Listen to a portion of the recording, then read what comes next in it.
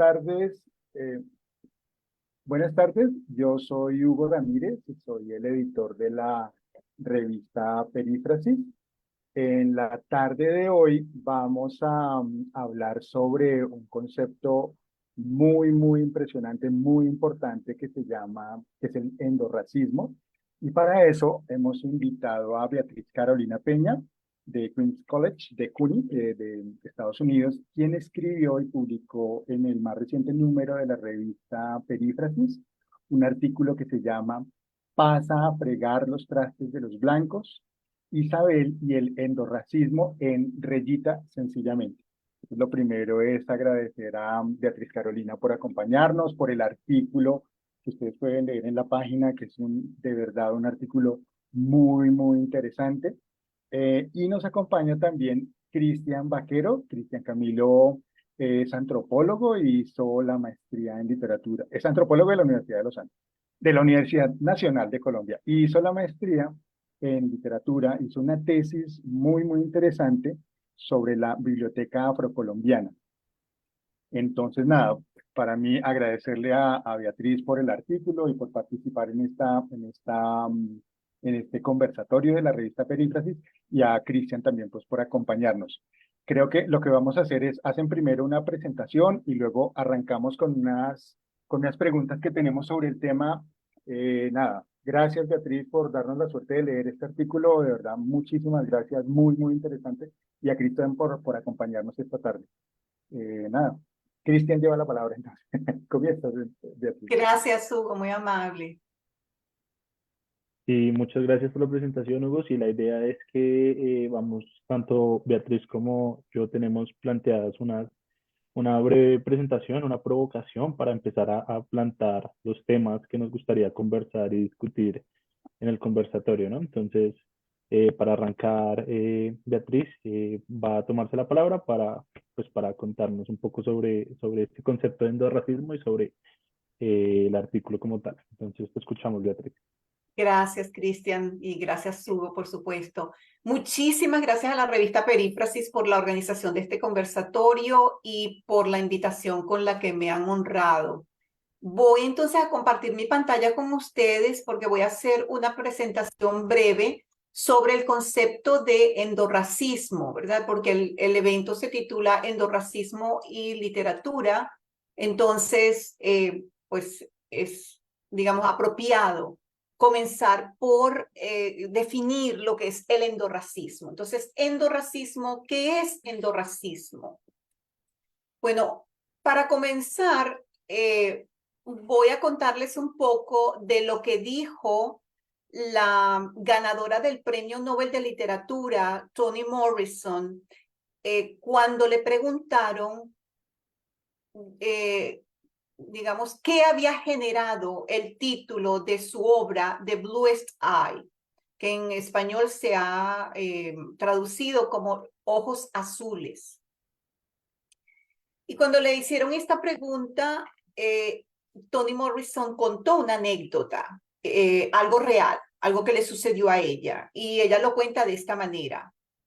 Recuerdo un incidente de mi infancia cuando una amiga muy cercana y yo caminábamos por la calle.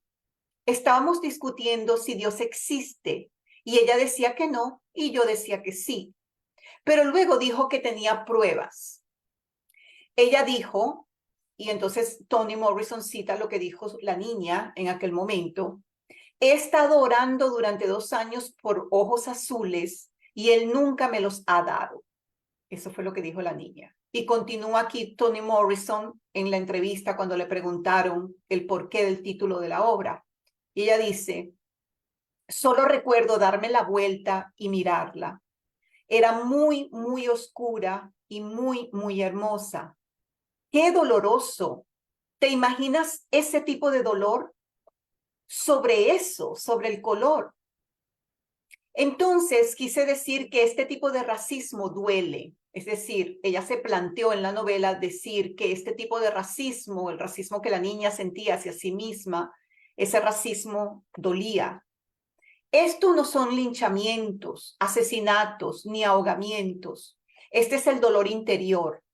Es tan profundo que una niña de 11 años crea que si solo tuviera algunas características del mundo blanco, estaría bien.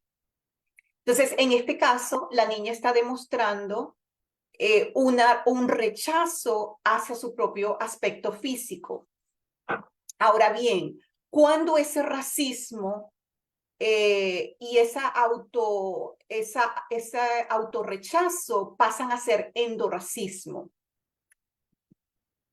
Lo primero que me gustaría puntualizar en relación a la anécdota, ¿verdad?, que acabo de leer, es que uno de los elementos que se ve allí es el concepto de belleza impuesto, ¿no?, por la sociedad. Y en este caso concreto, esta niña afroamericana cree que es fea. Uno de los elementos por los que cree que, que es fea es porque no se parece a Shirley Temple, que era una artista de cine. Muchos de ustedes seguramente recordarán a Shirley Temple, una niña artista de cine, ¿verdad?, con unos bucles muy rubios, y que era muy famosa en la década de los 40 y los 50 en Estados Unidos. Entonces la niña creía que era fea porque no se parecía a Shirley Temple. Pero ¿de dónde venían estas ideas? Claro, vienen del entorno, ¿verdad? Del entorno social, de la presión social en general, de lo que se ve, de lo que se aprende, de lo que se va absorbiendo. Pero muchas veces esto viene también de las personas más cercanas, ¿no? Ahora, el personaje de la obra de Toni Morrison se llama Pecola. Entonces, ¿para qué quiere Pecola ojos azules? Para ser bonita, para que la gente la mire, para que su mundo sea diferente, ¿no? Como ya lo dijo Toni Morrison en la entrevista, la niña pensaba que cambiando su apariencia cambiaría su mundo, ¿no? El mundo de violencia, de marginación en el que la niña se desenvolvía. Entonces, parémonos un momento en el término endorracismo. Obviamente está formado por un prefijo griego que significa, que es endo, ¿no?, que significa dentro, en el interior, con los de dentro, y el vocablo racismo, que he tomado en este caso la definición. Podía haber tomado una definición de un sociólogo, ¿verdad?, pero he tomado la del diccionario de la Real Academia Española por cuestiones de simplificación. Creencia que sostiene la superioridad o supremacía de un grupo étnico sobre los demás grupos étnicos, claro, y conduce a la discriminación o persecución social, ¿verdad? Entonces, sería un racismo desde dentro. Eso sería el endorracismo, un racismo desde dentro. ¿El racismo desde dentro en qué sentido? Bueno, porque el racismo entonces comienza en el mismo seno del hogar.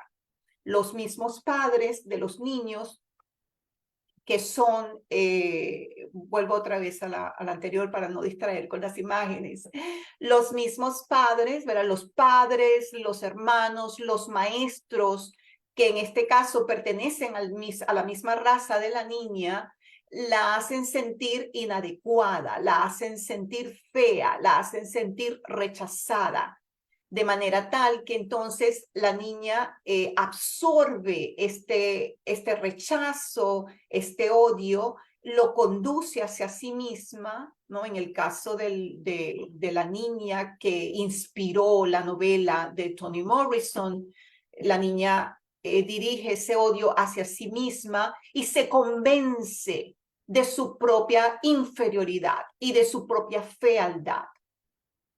Lo interioriza ese odio, interioriza ese rechazo, interioriza la vergüenza étnica, de tal manera que se cree fea. El término endorracismo fue acuñado en 1982 por Esteban Emilio Mosonji, un activista y antropólogo húngaro-venezolano. Más adelante lo utilizó una psicóloga e investigadora social venezolana llamada Ligia Montañez, quien publicó un artículo, sí, en la revista SIC, que por cierto ese artículo quedó finalista, o quedó, mejor dicho, ganó premio, el primer premio en el año 88 como mejor artículo publicado en esa revista, conjuntamente con otro artículo. Así que fue un artículo de impacto, ¿no? Aparte de eso, como unos 2 años después, ella publicó este libro, El racismo oculto en una sociedad no racista, ¿no? Es decir, planteando algo que en Venezuela en particular, de donde soy, ¿no? De donde nací, que en Venezuela siempre se ha ocultado, ¿no? Y siempre se ha negado que no hay racismo. Pero por supuesto que hay racismo, ¿no? Es un racismo muy sutil, pero está allí. Bueno, el punto es que ella, en aquel artículo publicado en la revista SIC, utiliza el término de Esteban Emilio Mosonji. Y finalmente, más recientemente, la socióloga venezolana Esther Pineda G., cuya foto está en el tercer lugar acá, no consigue una fotografía de Ligia Montañez. Ella ha empleado el artículo más recientemente en un artículo del 2015 y luego en un libro breve que publicó en el 2013. La diferencia está en que podríamos decir que Esteban Emilio Mosonji utiliza el término, ¿no? Ese racismo desde dentro, insistiendo sobre todo en la vergüenza étnica. Luego Ligia Montañez hace un recorrido histórico, ¿no? Planteando que ese endorracismo surge realmente durante la colonia, cuando digamos, la mezcla entre las razas produjo personas que tenían la piel un poco más clara, otras un poco más oscura, y comenzó a darse el fenómeno de que las personas con la piel un poco más clara que otras, aún no siendo blancas, ejercían racismo sobre las que eran más oscuras que ellas, ¿no? Y finalmente Esther Pineda llega a decir que realmente el endorracismo se puede dirigir hacia uno mismo, ¿no? Y que no solamente lo dirige una persona de piel más clara hacia otra de piel más oscura, sino que se puede dar entre personas de piel oscura, igualmente oscura, ¿no? Muy bien. Entonces, podríamos decir que el endorracismo es el desprecio de la persona afrodescendiente hacia sí misma y a su otros de su grupo étnico, por condicionamiento sociocultural, lo que resulta en una imagen propia y ajena de inferioridad, ¿no? Este es el resultado, una imagen propia y ajena de inferioridad. Esta fotografía que ven acá fue una fotografía de un experimento que se llevó a cabo hacia los años 40 aquí en Estados Unidos, un matrimonio de psicólogos afroamericanos llevó a cabo lo que se ha llamado popularmente la prueba de las muñecas. Entonces al niño le presentaban una muñeca de piel clara o blanca y una de piel oscura, y el niño elegía, cuando le preguntaban cuál es la muñeca más bonita, elegía la blanca, ¿no? Y luego cuando digamos, mencionaban ciertas virtudes, ¿no? ¿Quiénes podrían tener estas virtudes? Entonces, generalmente también señalaba al muñeco blanco. Otros niños ante este tipo de preguntas salían corriendo llorando de la sala donde les hacían este tipo de preguntas. Las pruebas de las muñecas, ¿no? Entonces los Clark concluyeron que los prejuicios y la discriminación y la segregación creaban un sentimiento de inferioridad entre los niños afroamericanos y dañaban su autoestima. Entonces eso es digamos, una manifestación de endorracismo, porque como les digo, el endorracismo no es algo simplemente que se da desde una presión social hacia el individuo, sino una presión que incluso comienza en la familia, ¿no? Como decía un crítico literario en Cuba, utilizó una frase que me impactó mucho, que es el espacio del hogar o de la casa es el más violento infierno, el más violento infierno de la mecánica racista, ¿no? O sea, muchas veces el hogar es el más violento infierno de la mecánica racista. O sea, la mecánica racista comienza muchas veces desde el hogar. porque los padres están convencidos de su propia inferioridad y le transfieren este tipo de sentimientos al niño, ¿no? O a la niña.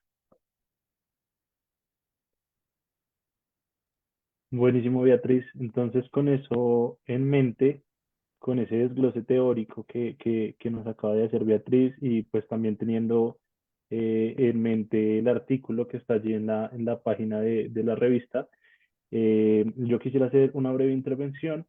Les voy a compartir mi pantalla para como un poco ilustrar sobre lo que les quiero hablar. Eh, Mi intención acá fue precisamente tomar estos elementos teóricos que plantea Beatriz tanto en el artículo como en esta intervención y tratar de traerlos a un caso más cercano o al menos conocido para mí en el campo de la literatura colombiana.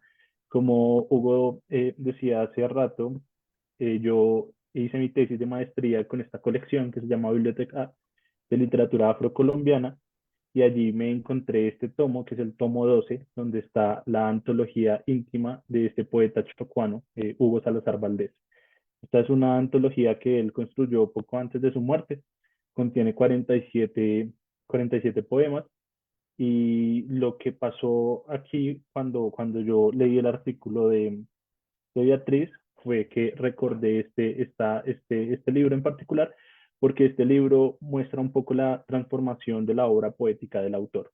Y este tiene un caso muy particular, y es que durante su primera etapa como poeta, su obra se manifiesta de una manera muy clara, muy específica, muy conservadora, si se quiere, apostando por estos sonetos, quizás apostando por la gramática como la forma de llegar a este verso perfecto, si se quiere, y luego su obra transgrede hacia un lugar más de autorreconocimiento y reivindicación de sus valores como hombre negro, ¿no? Entonces, como para poder entrar a profundidad en esto, quisiera primero, pues, entonces, señalar algunos aspectos biográficos de Hugo Salazar para, pues, poder entrar a fondo en lo que es su obra y como en el análisis que merece este espacio. Hugo Salazar nació en Condoto, una ciudad del Chocó, a principios de la década de 1920, si mal no recuerdo, 1922, creo que nace él. Él se mueve muy pronto de Chocó, empieza a transitar por varias ciudades del sur del país, va a Cali, va a Popayán, va a Buga, y allí es donde él empieza a involucrarse con los círculos de los poetas, los escritores de esas décadas, ¿no? En su etapa de formación, entre la década de los 30 y la década de los 40, la poesía colombiana tenía unas cabezas visibles muy visibles, ¿no? Estaba en auge lo que es el movimiento Piedra y Cielo, donde hay poetas como Jorge Rojas, como Eduardo Carranza, como Darío Samper, que son nombres que escriben todos desde lugares y desde posiciones de poder, y que dentro de su movimiento poético, pues apelan de cierta manera a la conservación de unos estándares estéticos de la forma poética muy particulares, ¿no? Entonces allí este poeta, como un poeta en formación, eh, se ve pues bajo la influencia de todo este movimiento y él eh, su primera obra la direcciona en tanto poder hacer parte de ese círculo lector. Entonces allí donde aparecen sus primeros poemas que son, en suma son sonetos, donde pues eh, voy a leer una cita chiquita acá del prefacio de esta colección, donde dice que sus primeros sonetos, allí en sus primeros sonetos, el verso es perfecto y la presencia de la amada ausente figura en medio de ensoñaciones y metafísica. Es decir, su obra apuesta por la fidelidad a la gramática como camino para alcanzar el lenguaje poético perfecto, lo que les mencionaba hace un rato, ¿no? Entonces, frente a este análisis, o frente a estos primeros eh, poemas, el análisis que uno puede hacer como lector entendiendo cómo ha funcionado el círculo literario y las lógicas del racismo dentro de la literatura colombiana, uno podría empezar a intuir que, por un lado, si él encuentra en estos autores su reflejo, se ve al espejo, quiere llegar a escribir y ocupar los lugares que ellos ocupan dentro de la academia. Eh, pero también se ven estas formas como una suerte de, mm, de camisa de fuerza, si se quiere, ¿no? Como estas son las formas posibles, estos son los caminos posibles, y allí él empieza a escribir en esta clave, ¿no? Entonces lo que se podría interpretar, o al menos lo que yo interpreté de la lectura de estos primeros poemas, es que allí de cierta manera puede haber o puede existir una práctica de autocensura. Él escribe, transforma su escritura, su lenguaje, desplaza sus objetos estéticos, desplaza todo lo que él después, más adelante en su obra, va a plantear para poder mimetizarse en ese círculo literario, ¿no? Entonces, este análisis pues cobra mucho más sentido cuando uno va a la obra posterior de Hugo Salazar y se da cuenta que él tuvo un proceso de autorreconocimiento, de, sí, de apropiación de esos valores estéticos. Empieza a escribirle a la selva, empieza a escribirle al mar que conoce, a las mujeres negras, recuerda los cantos de cuando él era, pues era niño. Y entonces empieza un proceso de reivindicación, si se quiere, que no va solo ligado a los objetos sobre los que escribe, sino al lenguaje que utiliza para escribir, ¿no? Hay una ruptura total con esa primera versión de Hugo Salazar, poeta, y esto pues en parte también se debe al proceso que él ha tenido como el autorreconocimiento que ha tenido él como persona negra, como poeta chocuano, ¿no? Porque pues también el departamento de Chocó, cuando él escribe el departamento de Chocó, hasta ahora es reconocido como departamento, vienen detrás de unos procesos sociales que ahí van saliendo como a los arrancones. Entonces su experiencia y su obra da cuenta de esa superación. Entonces, este es un análisis muy superficial, si quiere, muy sugerente, porque el poema, como les digo, la colección solo tiene 47 poemas, él tiene una obra vastísima, pero entonces deja entrever cómo el aparato, o el círculo, o el campo literario, mejor, evidentemente tiene unas marcas de racismo, de segregación, que incluso hoy en día podemos ver latentes, y que estas marcas están tan arraigadas y que corresponden a ese racismo silencioso del que hablabas ahorita, Beatriz, no son tan violentas como se ven de pronto en Rayita, están allí y hacen que esos comportamientos, aunque sea de manera inconsciente, quizás no tan violenta, no tan directa, haya unas prácticas de autocensura que podríamos entender como prácticas de endorracismo, ¿no? Me censuro, transformo mi escritura, transformo mi yo poético, toma una forma distinta a la que después en plenidad expreso, y, y eso hace pues que sea muy interesante empezar a ver cómo estas obras de estos autores se transforman en el tiempo, ¿no? Y en esta colección si mal no recuerdo, ocho antologías de poetas. Hay mucho material para ver, pero ese es otro aspecto de ese racismo silencioso del que estamos hablando. Estas obras no se leen, no se divulgan, no se difunden, no se conversan como estamos haciendo acá. Entonces allí hay varios elementos que en última sí nos hacen dar cuenta de cómo está esa, ese sustrato de estas prácticas allá detrás de lo que es nuestro campo literario, y cómo eso afecta directamente a los autores, a las autoras, ¿no? Ese era como el caso que quería plantear para empezar a ingresar esos elementos en la conversación. Eh, y no sé si para empezar, un poco volviendo sobre esa última idea, para empezar a conversar, ¿no? Eh, Me gustaría plantear la idea o más bien la pregunta de cuál sería el camino que nosotros, como lectores, como estudiantes, como ustedes que son profesores, como académicos, cuál sería el camino para continuar sorteando esta problemática. ¿Dónde estaría quizás la ruta para poder continuar con la mirada crítica sobre estos aspectos? No sé qué tengan ustedes para decir. Yo creo que lo primero sería realmente trabajar con esos textos, ¿no? ¿Y dónde trabajamos con esos textos? En el aula. Es decir, trabajar con textos que tengan protagonistas afrodescendientes, sería el primer elemento. Y luego, bueno, en este caso el profesor, ¿no? Tendría que hacer una buena selección de textos que incorporaran, entre otros problemas, ¿no? El problema del endorracismo. Porque creo que, bueno, allí comienza todo, ¿no? En la casa comienza todo. Y yo reitero, ¿no? Esa frase, el espacio de la familia como el más violento infierno de la mecánica racista. Entonces, ¿cómo traer este tipo de temas a colación?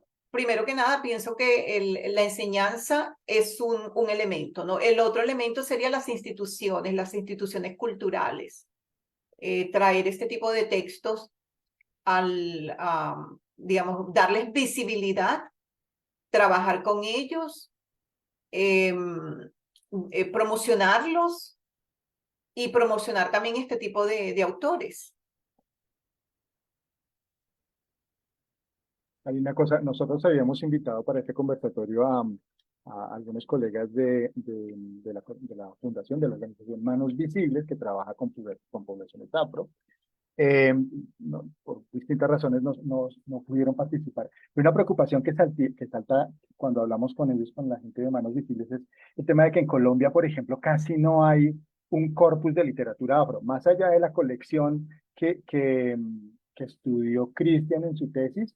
En realidad, cuando uno mira ese corpus y algunos escritores más, en realidad la producción literaria es muy poca de parte de escritores afrodescendientes, y los protagonistas en obras literarias del canon también son escasos, y hay como un poco siguiendo con algo que decía Beatriz hace un rato, como que de entrada, digamos, en la producción hay unos sesgos, digamos. Esa es una cosa que, un poco siguiendo con la pregunta de Cristian. Y una cosa que yo quería preguntarle a Beatriz es, Beatriz, cuando uno piensa esa literatura, pensando en el endorracismo, en el caso de Reyita, el libro que tú estudias, de Reyita sencillamente, el caso del endorracismo asociado con la infancia, cómo es eso? Un poco siguiendo con lo que tú decías, que la familia es como el primer gran mecanismo, creo que usas, creo que es la palabra que usas, para llamar la atención sobre las formas de discriminación dentro de la familia. ¿Podrías contarnos un poco cómo sucede eso tanto en la obra que tú estudias como en los estudios sobre endorracismo? ¿Cómo se formula ese tema o cómo se ve ese tema de la infancia?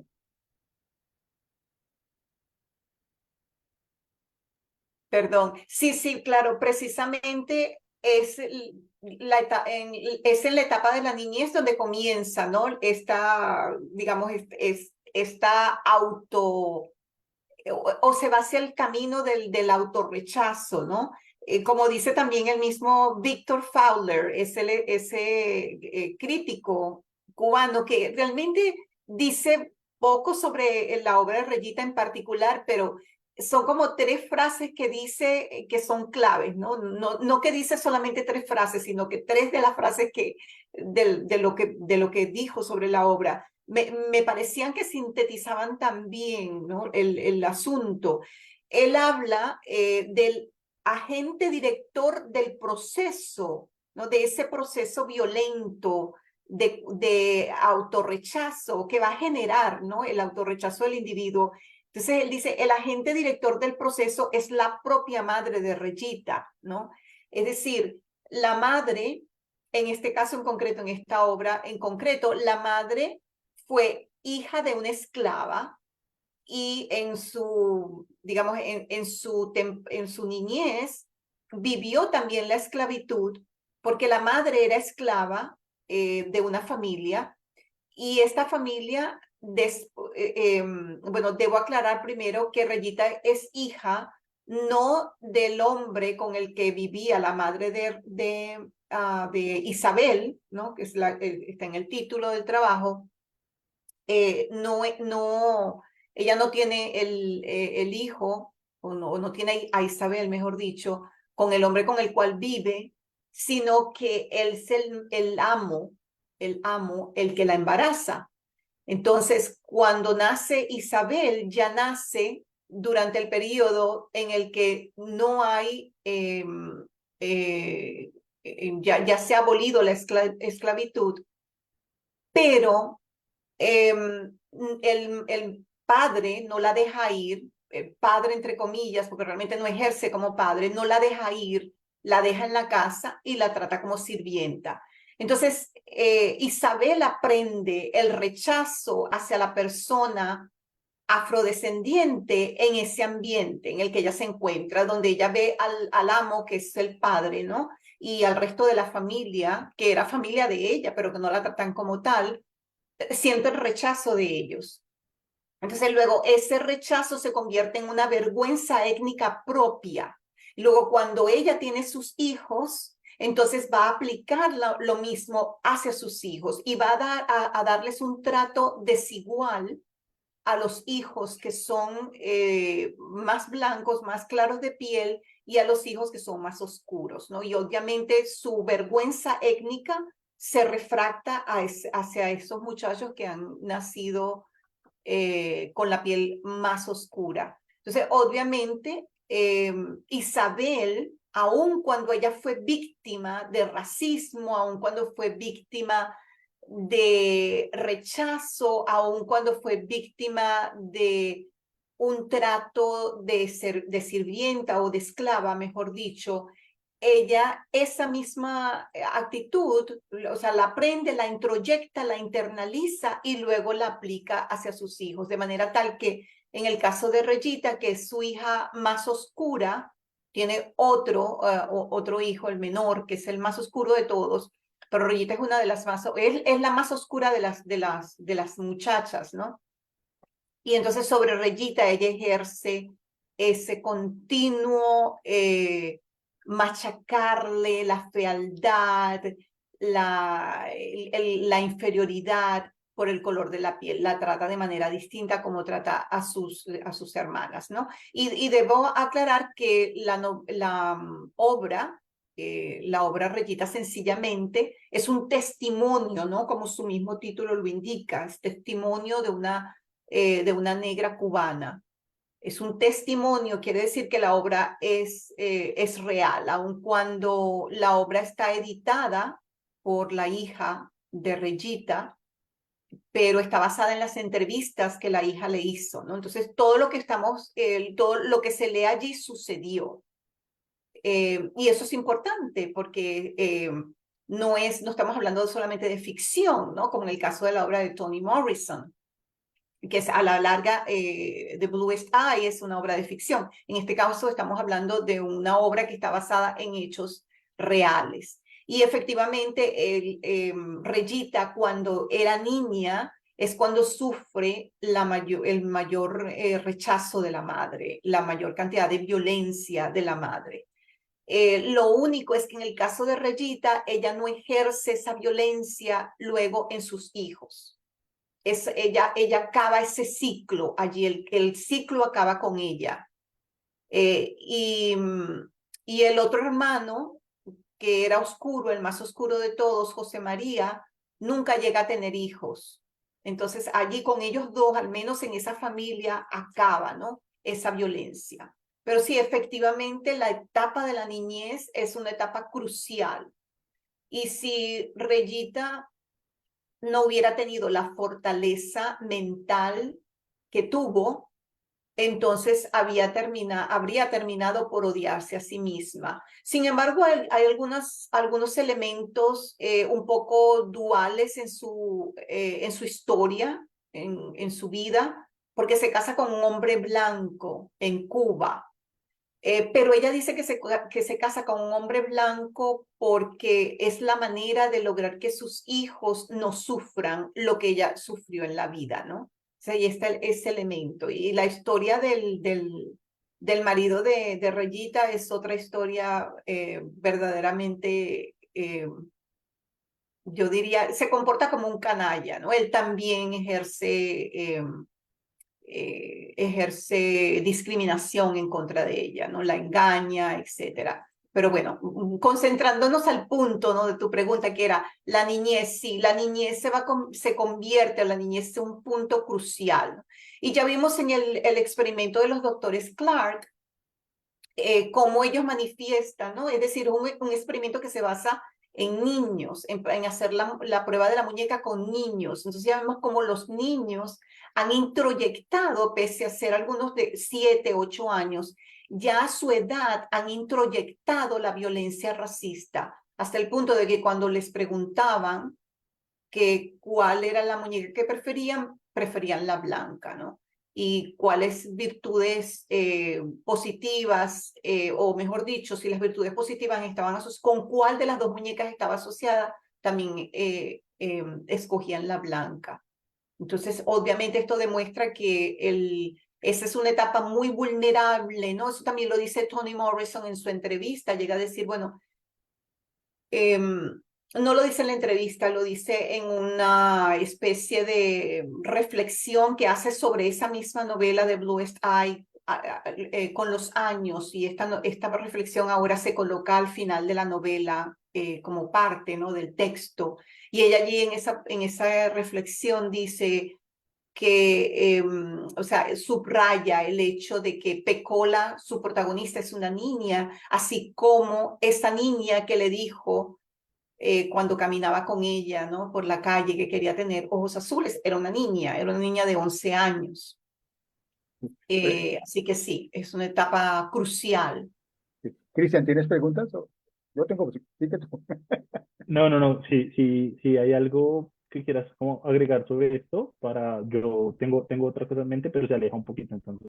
Sí, no, yo tenía otra pregunta a propósito. Bueno, quizá una aclaración. El artículo el trabajo que presenta Beatriz Carolina Peña es sobre un libro que se llama Reyita Sencillamente, Testimonio de una negra cubana nonagenaria. El libro es de la historiadora afrodescendiente Daisy Rubiera Castillo y fue publicado originalmente en 1997. El libro fue un libro importante, nos cuenta el artículo y en la crítica pues hay como varios trabajos sobre este libro. El libro de hecho tuvo una mención de honor en el premio Casa de las Américas y hay una edición mi pregunta es sobre lo siguiente, hay una edición cubana del 2000 patrocinada, si no recuerdo mal, es por Raúl Castro, en donde el racismo o endorracismo tiene un giro nuevo, y es que en ese título, Testimonio de una negra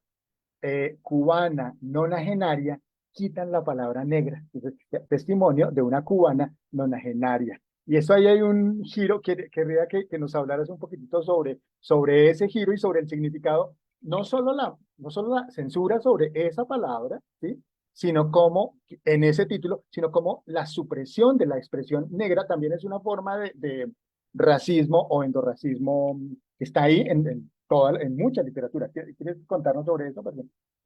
Sí, el elemento fundamental, o digamos la razón, una de las razones fundamentales por las que se borra la palabra desde como yo veo la situación, es por este concepto de democratización racial que se quiere, digamos que se quiere sugerir, ¿no?, o que se quiere ofrecer, como lo que está sucediendo en muchos lugares. Es decir, que hay una especie de igualdad racial y que no hay una diferenciación, pero muchos cubanos actualmente que están escribiendo sobre el problema racial todavía hablan de discriminación en Cuba.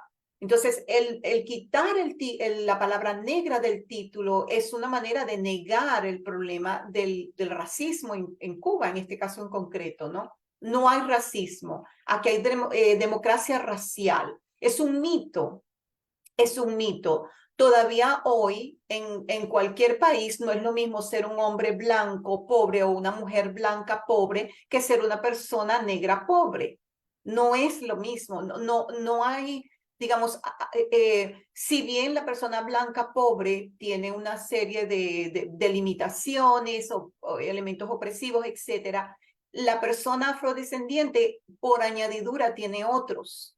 ¿no? Y lo que el título, lo que el esconder esa palabra trata de hacer es esconder eso. No hay realmente racismo, hay una democracia racial, ¿no? Así es como lo veo. Sí, una cosa que antes de darle la palabra a Cristian, en Colombia hay un debate en este momento porque el Departamento Nacional de Estadística suprimió estadísticamente a muchas poblaciones racializadas, a muchos poblaciones negras de las estadísticas y las arrinconó estadísticamente, casi que sí, suprimió su existencia y hay todo un debate en ciertos círculos en donde se está pidiendo que se arregle el error, pero en el error creo que llevan, si no recuerdo mal, es 10 años pidiendo que por favor lo reconozcan estadísticamente, que también son esas formas sutiles de racismo que son bien agresivas, ¿cómo lo digo? Pasivo-agresivas, por decirlo de alguna manera. Sí, sí, pues, es muy impresionante. Cristian, por favor, perdona. Exactamente. No, sí, precisamente estaba pensando en eso que mencionó Hugo, porque el hecho de no nombrar también tiene una carga profundamente, o sea, muy, ¿cómo decirlo? Como que ese hecho, esa acción tan diminuta que puede parecer, tiene un efecto inmenso. Y eso también me hace pensar en algo que decías ahorita, Beatriz, sobre la literatura testimonial, y es que si bien en Cuba, donde se escribe esta obra, eh, previamente han existido novelas, poetas negros, poetas afros. Es hasta 1997, es decir, hace 26 años, que aparece la primera obra de carácter testimonial, ¿no? Que eso también dice mucho de cómo se ha construido la historia literaria, no solo de Cuba, sino del Caribe, y pues atrayéndolo al contexto colombiano, también es muy similar, ¿no? Acá tenemos un par de escritores, si se quiere, canónicos, escritores afro, que escriben novelas, escriben ficción, escriben ensayos, pero las obras testimoniales son de muy reciente, han aparecido muy recientemente. Entonces, ¿qué tienes tú para decir sobre la importancia de la literatura testimonial como esta obra y lo que implica su tardía aparición, si se quiere, de esta obra en particular? Sí, pues el primer testimonio fue la biografía de un cimarrón que contaba la vida de Esteban Montejo. Esta es una obra de Miguel Barnett, un antropólogo, y se publicó en 1966. Fue la primera obra testimonial con un protagonista negro en Cuba. Fíjense, desde el 66 hasta el 97, o sea, 30 años después, podría decirse, para que costó, o tomó, mejor dicho, para que apareciera entonces la primera obra testimonial con una protagonista negra, que fue el libro Reyita Sencillamente, ¿no? 30 años de diferencia. Digamos, ahí hay un gran paréntesis, ¿no? Y precisamente quería decir que la única autobiografía en este caso que tenemos en el continente, en la parte hispanoparlante, perdón, del continente, es la autobiografía de un esclavo de Juan Francisco Manzano, que se publicó en 1840, mejor dicho, voy a hacer la aclaración. La obra se terminó hacia 1839. Luego se le entregó a un antiesclavista inglés y se publicó en inglés, traducida primero en inglés en 1840. Y luego no fue sino hasta 1937, o sea, casi 100 años después, cuando se publicó por primera vez en español. Esa es la autobiografía de un esclavo y es una obra cubana también. Es la única que tenemos, como dije antes, en lengua castellana. Otra obra importante en Cuba, en esta trayectoria casi contemporánea con la autobiografía de un esclavo, que otra vez siendo una autobiografía, no es una obra de ficción, ¿no? Es un esclavo, Juan Francisco Manzano, que cuenta su propia historia. Tampoco es un libro muy extenso y es una obra inconclusa porque no cuenta toda su vida. O claro, no la podría contar si estuviera vivo de todas maneras, pero hay una parte importante que queda fuera, ¿no? De todas maneras, él fue acusado luego de haber participado en una gran conspiración que hubo en Cuba, la conspiración de la escalera, que terminó muy mal para los supuestos conspiradores. Pero para esa misma época también se estaba escribiendo Gertrudis Gómez de Avellaneda, solo que ya estaba en Madrid, Sap, que fue la primera novela antiesclavista en Cuba, Sap. El problema con Sap es que tenemos un protagonista negro que es esclavo, pero que está enamorado de su ama, que es blanca. Y entonces lo que hace Sap es que sacrifica por completo su vida, su existencia, por Carlota, que es la amada, ¿no? Que está enamorada además de un hombre blanco, de ojos azules. Y el problema de esta obra, siendo una obra antiesclavista, el problema de la obra como, digamos, mirada desde nuestra perspectiva hoy, es que Sap es un individuo, es un personaje que halaga digamos, la figura del blanco cristiano. O sea, no es un personaje que se desenvuelve en la obra a través de su propia cultura. Entonces, Gertrudis Gómez de Avellaneda es una autora antiesclavista y está tratando de hacernos odiar la esclavitud en la obra, pero lo hace no con un personaje que está representando su propia cultura, sino con un personaje blanqueado, espiritualmente blanqueado, ¿no? Un personaje que sigue digamos, la moral judeocristiana y que se sacrifica él mismo, como dije antes, ¿no? Y esta es de 1841, publicada en 1841. Luego está Cecilia Valdés, que algunos dicen que no es una novela antiesclavista. Yo sí pienso que es una novela antiesclavista que se publica en Nueva York en 1882. Entonces hay como grandes, yo diría, hay grandes espacios de tiempo entre estas obras. Y por otro lado, claro, antes de Reyita y de la biografía de un cimarrón ya había otras novelas con protagonista negro, pero hablando de la obra testimonial en particular, pues hay una gran distancia entre ellos. Y hablando de las primeras novelas en sí, también, ¿no? Entre Sap y Cecilia Valdés hay un gran espacio de tiempo. Y luego la autobiografía de un esclavo, que es una obra, podría decirse un fenómeno, ¿no? Dentro de la lengua hispánica.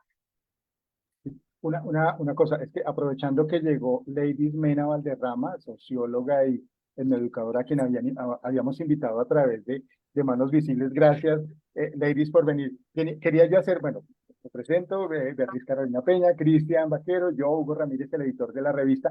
Quería hacer una pregunta muy puntual, ladies, y es, nosotros, hablando de endorracismo y literatura, o de procesos de endorracismo, había una pregunta que hicimos hace un ratito y quería escuchar tu opinión, que eres una educadora. ¿Cómo ves la relación entre endorracismo e infancia? O sea, las agresiones racistas, endorracistas, en el marco de la infancia. ¿Cómo ves eso? ¿Qué podrías decir? Bueno, yo creo que hay varias cosas que revisar primero y una de ellas es el tema del endorracismo, porque el endorracismo como tal no existe, no es posible que exista. ¿Por qué no es posible? Porque para que exista racismo se necesita una condición de poder y ese poder lo tiene quienes colonizan, quienes colonizaron, que fueron quienes crearon la categoría de racializado, ¿ok? ¿Qué existe? Que tienen todos los seres humanos prejuicio racial, ¿cierto? Todas las personas, los seres humanos, pueden padecerlo, pueden sufrirlo. En esas lógicas, cuando tú mencionas lo de la infancia, sí hay infancias que sienten desprecio producto del racismo, ¿cierto? El racismo como estructura que crea unas condiciones de desigualdad para estas poblaciones racializadas, como dijo la grandiosa Toni Morrison en The Origin of the Others. Ella plantea que la idea de la raza, ¿cierto? Es una idea que la gente blanca crea para poder tener entretenimiento hacia sí, para darse sentido, ¿cierto? Entonces, dentro de esa lógica, no podemos hablar de que existe el endorracismo. Lo que existe es el autodesprecio, que el grandioso Fanon y Du Bois, el primer sociólogo, uno de los más grandes sociólogos estadounidenses, Du Bois plantea que dentro de esa lógica existe algo que se llama no lugar, producto de ese racismo estructural, donde las personas racializadas, las construidas como inferiores, se han visto obligadas a habitar. En ese sentido, esas estructuras raciales discriminatorias crean unas condiciones de inferioridad para esas poblaciones que han sido racializadas. En esa lógica, ¿qué significa? Que el sujeto racializado no es un sujeto autónomo, sino que es un producto de la raza. Es decir, la gente blanca, gracias, inventa y crea y diseña a la gente racializada como le conviene, ¿cierto? Eso es lo que también pasa con el asunto del endorracismo. ¿Por qué el endorracismo? Se aborde el racismo de manera estructural y se piense que la gente negra o la gente racializada también tiene una responsabilidad en esto, pero no, el racismo es responsabilidad de las personas que tienen el poder para eliminarlo, es decir, quienes lo crean. Entonces, ese no lugar que hace que el sujeto que ha sido racializado se vea obligado a adquirir unas características, diría Fanon, para agradar a quien lo crea, es decir, para agradar a su amo, para querer parecerse a el amo, y dentro de ese no lugar, entonces estas personas necesitan de la validación. Entonces, cosas como el blanqueamiento de la piel hace parte de esa validación, ¿cierto? Adquirir comportamientos, actitudes, digamos. ¿Y por qué el sujeto racializado no es un sujeto autónomo? Como explicaba ahorita, porque es una invención de quien racializa. En esa lógica, ¿qué significa? Y ya lo explicó el grandioso Fanon, que el sujeto racializado sueña con alcanzar las condiciones que tiene quien crea la raza, es decir, parecerse a la persona blanca,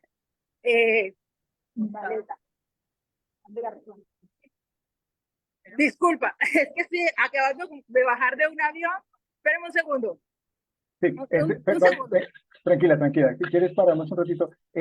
Tengo una, bueno, Cristian, ¿tienes preguntas, perdón, para Beatriz? No, de una, sigue. No, mi siguiente comentario estaba asociado con el hecho de esa doble violencia que aparece asociada en Reyita sencillamente, y es el hecho de que es sometida a trabajo forzado, sometida en su casa, pero también agredida sexualmente, que uno dice como que hay expertos en hacer vueltas de tuerca, ¿no? Es violencia contra mujeres, es violencia contra niños, es violencia contra afros, y todas esas formas de violencia recaen sobre los mismos sujetos, o sobre el mismo sujeto en este caso, sobre la niña. Beatriz, ¿quieres contarnos sobre eso? Sí, bueno, Hola, qué pena, ya volví a tener, ¿me escuchan? Qué pena, ¿sí? Sí, perdón, Okay. perdón, es que está hablando Beatriz, perdón, ladies, espera. Ok, no, era para saber si me funcionaba el sonido. Sí, tranquila, Espero. Beatriz. Ok, sí, en el caso de, volviendo al caso de Reyita, sí, efectivamente, sí, ella sufre una serie digamos, es el rechazo de parte de la madre. No, digamos, bueno, algunos miembros de su familia no, su abuela, por ejemplo, es uno de los pocos casos, ¿no? Excepcionales, que no se siente avergonzada, digamos, no siente esa vergüenza étnica. Pero sí, en su casa, pues su madre la trata mal, ella se va de allí, o la entrega, prácticamente se la entrega a diversos familiares. Y hay un episodio verdaderamente conmovedor en la obra, y es cuando ella está pasando un tiempo donde su tío Juan, y el tío, la esposa del tío, mejor dicho, el tío no la defiende y la esposa del tío la trata muy mal, ¿no? Y hay una serie de humillaciones fortísimas que vemos allí, incluyendo el episodio en el que ella es arrodillada en la calle con heces fecales en las manos. Y el lector piensa, ¿por qué no le cuenta esto a su tío? ¿Por qué no le cuenta a su madre o a algún otro familiar para que la saquen de allí y regrese donde la madre? Pero la niña dice que no quería precisamente contar lo que le estaba sucediendo en casa de la tía y lo que le estaba haciendo la tía, porque no quería regresar a la casa, porque era peor. Ella pensaba que en casa era peor. El rechazo de la madre le dolía más y el maltrato de la madre le dolía más que el rechazo de las otras personas, de esta tía que la trataba malísimo, ¿no? Ella no sufre propiamente ningún tipo de, no hay abuso sexual, ¿no? En su caso, ya de adulta, sí se casa con este hombre blanco cubano que la engaña, le hace creer que se ha casado con ella y realmente muchos años después es precisamente la autora del libro de Rubiera Castillo quien descubre que la madre no estaba casada, ¿no? Entonces el hombre la engaña, se cree, o sea, se cree con el derecho, digámoslo así, ¿no? De engañarla. Y con él tiene varios hijos. Así que hasta él, hasta el marido, ¿no? La abusa y se cree con el derecho, diría yo, ¿no? De abusarla, porque puede, ¿no? Porque tiene el poder para hacerlo como hombre y como blanco en este caso. Pues sí, ella sufre una serie de experiencias sumamente duras que se van acumulando y parecería que todos los miembros de la familia que la maltratan, se creen con el derecho de hacerlo así. Hay otros episodios en los que ella sufre maltrato, pero que parecería que no es un maltrato, digamos, hecho con la intención de causarle dolor, sino por las circunstancias, ¿no? Vive en casa de otra tía, una tía abuela, por ejemplo, que para poder irse a trabajar ataba a la niña a la pata de una mesa y la niña recuerda que allí hacía sus necesidades, allí comía porque le dejaba el agua y la comida allí junta. Era una manera, dice ella, de protegerla. Entonces no parecería que hubiera realmente en ese caso, ¿no?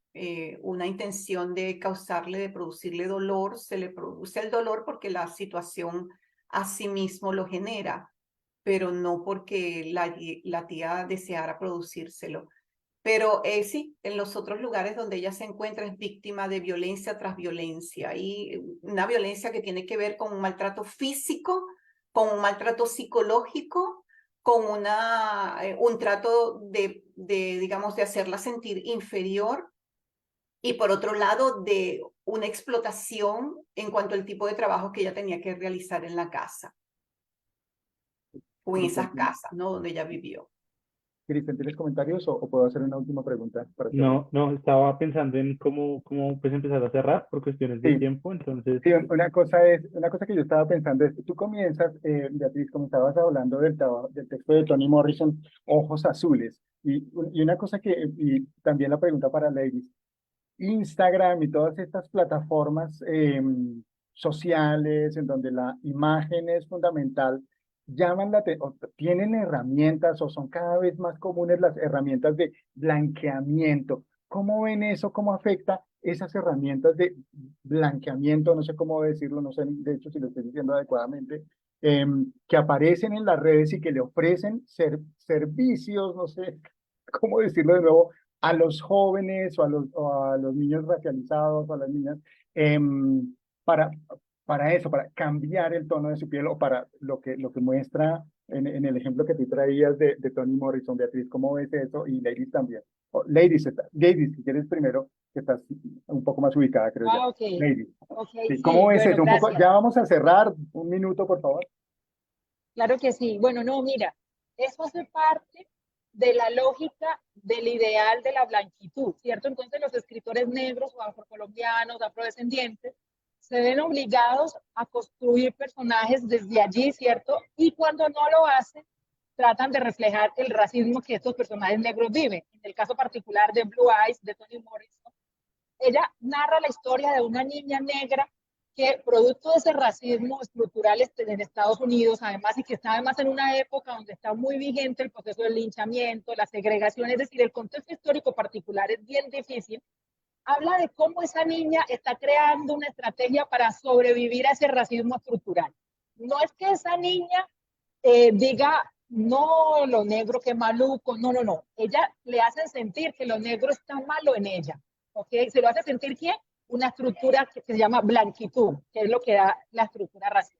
Entonces, en esa lógica, los niños negros aprenden a despreciarse a sí mismos producto de esa estructura social que dice que los negros es lo malo. Mira, expresiones tan simples como negro ni el teléfono, un día negro. O sea, lo negro siempre es lo malo. En el caso particular de la colonia, recuerda que a los sujetos esclavizados los construyeron como representación de Satanás, porque los que representaban a Dios eran los blancos, parecían a Jesús, monos, con el cabello liso, ojiazules. Los otros, como no, supuestamente ese no era un aspecto esperado de una persona, ¿cierto? Porque Europa no se había socializado con el mundo. Europa, cuando salió de Europa, lo que hizo fue colonizar, matar, exterminar. Europa no salió a decir, ay, ve, ¿cómo así que tú tienes de...? Ay, no, no, salió a imponerse, ¿cierto? A sí mismo.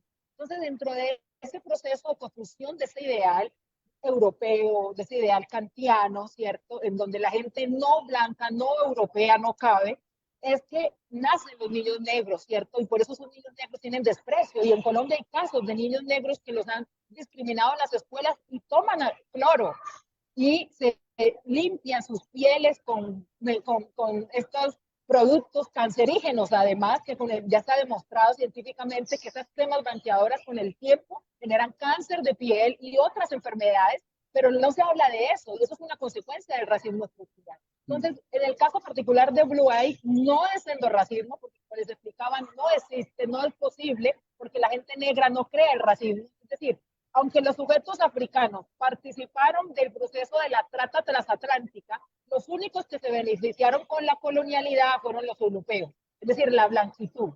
Entonces, en esa lógica es que estos niños negros crecen y que sienten desprecio, y yo creo que es importante que los jóvenes y los padres hablen de eso, para que los niños negros o afro, a pesar de encontrar este contexto tan adverso, empiecen a desarrollar su autoestima y la confianza en sí mismos, ¿cierto?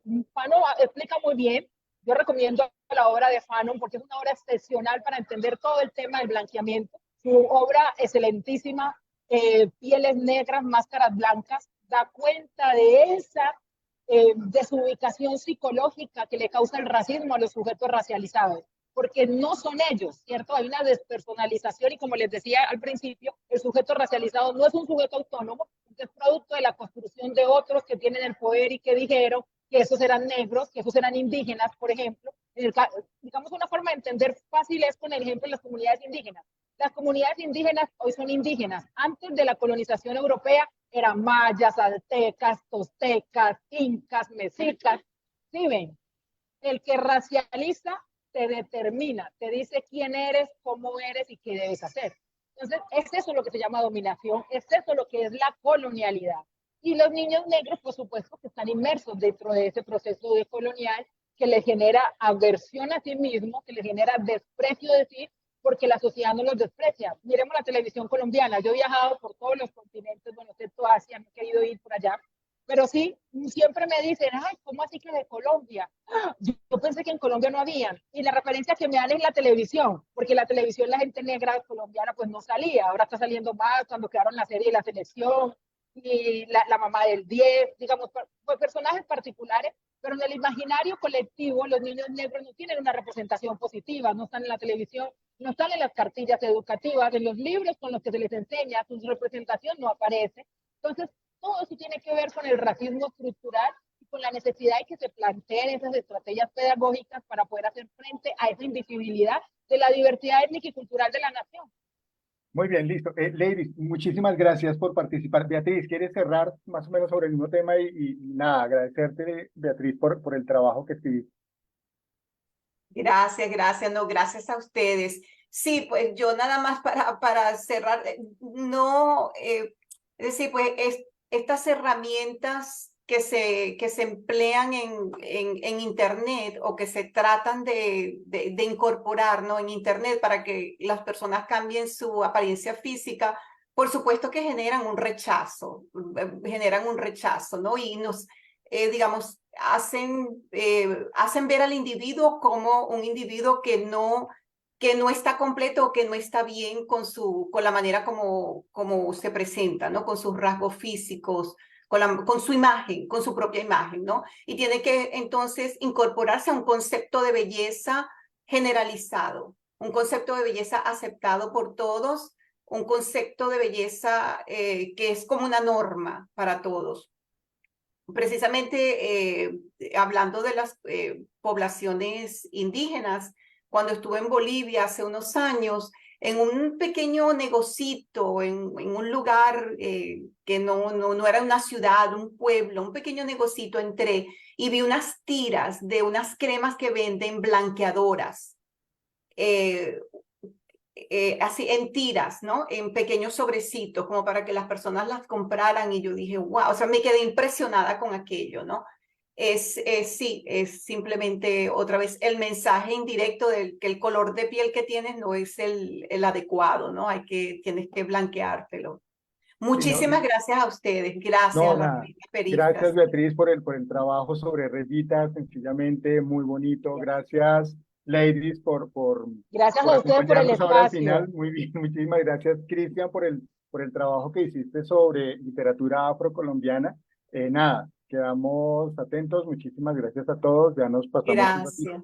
Gracias Gracias a a todos. todos, mucho gusto. Chao. Gracias a todos. Muy valiosos estos espacios. Gracias. Chao.